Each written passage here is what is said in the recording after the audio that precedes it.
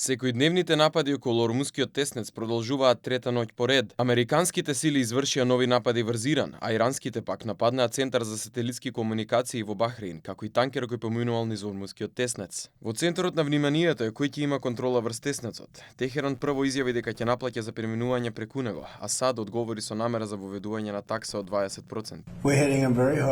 Ги удираме многу силно. Имавме договор вчера или завчера. Се беше готово и потоа веднаш го раскинаа тој договор бидејќи нешто не им се допаѓаше во него.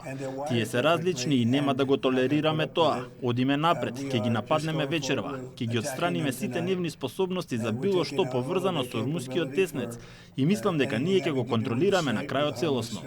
Иранскиот министер за надворешни работи Абас Аракчи повтори дека Техеран е чувар на теснецот и дека тоа ќе остане за секогаш.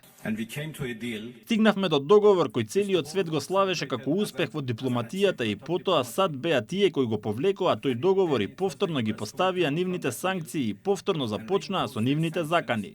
Ескалацијата доаѓа после непол месец од потпишувањето на меморандумот на разбирање помеѓу двете земји, кој го стиши светскиот страв за поразорен конфликт и зголемување на цените на нафтата. Но се случува спротивното. Конфликтот ескалира, а цената на суровата нафта Брент скокна на $85 за барел, додека американската сурова нафта Западен Тексас Интермедиар се приближува кон $80.